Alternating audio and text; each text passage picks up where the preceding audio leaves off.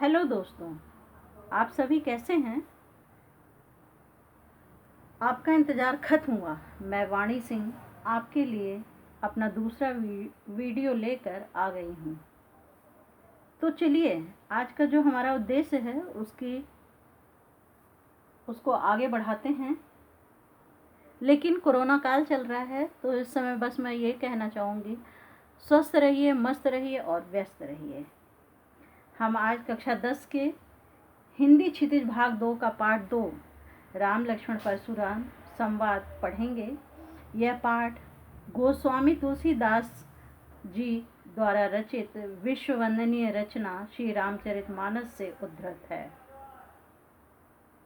गोस्वामी तुलसीदास जी का जीवन चरित्र से संबंधित प्रमाणिक सामग्री अभी तक नहीं मिली है, तो निष्कर्ष रूप में जनश्रुतियों एवं सर्वमान्य तथ्यों के अनुसार इनका जन्म सन 1532 ईस्वी में माना जाता है। इनके जन्म स्थान के संबंध में भी पर्याप्त मतभेद हैं।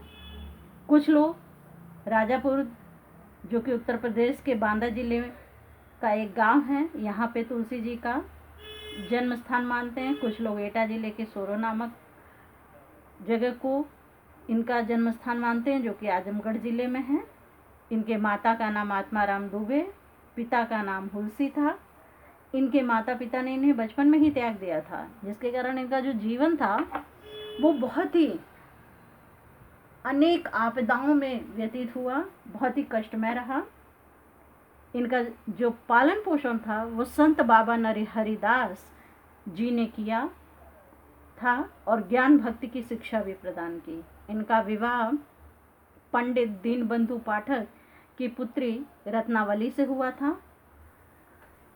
ये अपनी रूपवती पत्नी के प्रति अत्यधिक आसक्त थे, बहुत ज़्यादा प्रेम करते थे ये अपनी पत्नी से। तो एक बार इनकी पत्नी ने इनकी भर्त्सना करते हुए कहा, कुछ लाइनें हैं जो उन्होंने कहा था। लाज न लागत आपको दौरे आयु साध, धिक धिक ऐसे प्रेम को कहा कहो मैं नाथ। अस्थि चर्म में देह मम तामे ऐसी प्रीति, ऐसी जो श्री राम में होत न तो भव भीति। तो जब पत्नी ने इस प्रकार की फटकार दी, तो इस फटकार ने तुलसी को सांसारिक मोह माया और भोगों से विरक्त कर दिया और उनके हृदय में राम भक्ति की भावना जागृत हो उठी।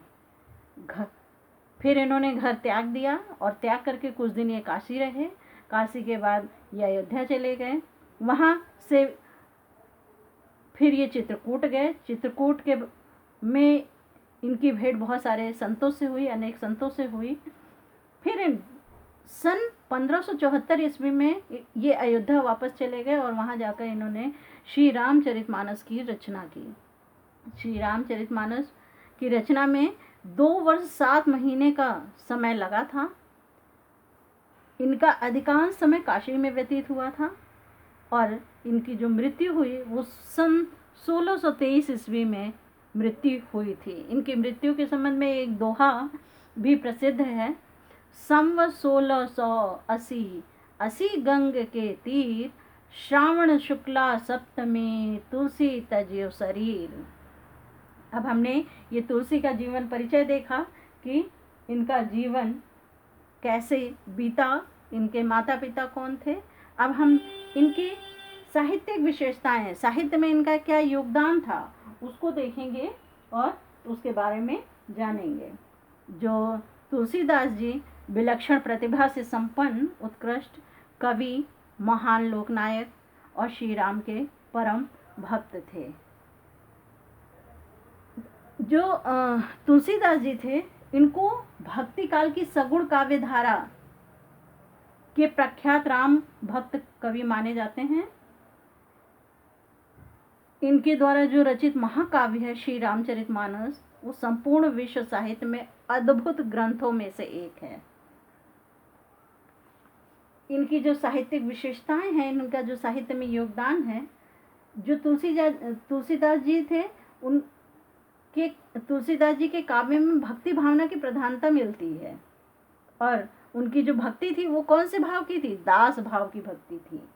भक्ति है। ये राम इनके स्वामी हैं और तुलसी उनके सेवक हैं।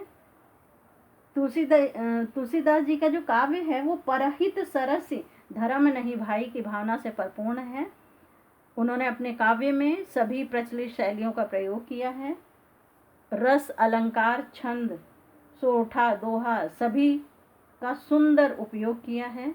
रसों में अगर हम कहें तो सबसे ज़्यादा उन्होंने शांत रस, वीर रस, रौद्र रस, विभत्स रस, हास्य रस का चित्रण किया है। और उन्होंने प्राकृतिक चित्रण के अतिरिक्त जीवन उपयोगी उपदेश भी दिया है।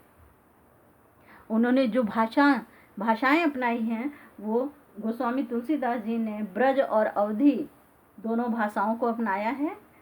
जो रामचरितमानस है उन्होंने अवधी भाषा में लिखा है और जो विनय पत्रिका है उसमें ब्रज भाषा का सुंदर रूप दृष्टिगोचर है। जो शब्दावलियों का प्रयोग हुआ है इनके वो संस्कृत निष्ठ शब्दावली हैं।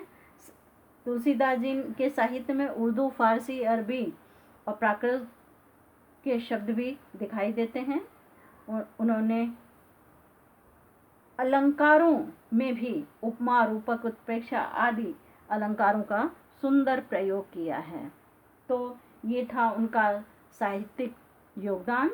और प्रमुख रचनाएं उनकी अब हम देखते हैं। उनकी रचनाओं में जो तुलसीदास जी द्वारा रचित रचनाएं हैं, अब तक केवल 36 रचनाएं मिली हैं, लेकिन केवल 12 रचनाएं उसमें से प्रमाणित हैं। और वो जो 12 प्रमाणित रचनाएं हैं वो इस प्रकार हैं: रामचरितमानस, विनय पत्रिका, कवितावली, गीतावली, दोहावली, कृष्ण गीतावली, बरवे रामायण, बैराग्य संदीपनी, रामाज्ञा प्रश्न, रामलला नहछु, पार्वती मंगल तथा जानकी मंगल। तो आज के लिए बस इतना। अगर मेरा प्रयास आपको अच्छा लगा हो तो आप सभी चैनल को लाइक, शेयर और सब्सक्राइब ज़रूर करिएगा। धन्यवाद।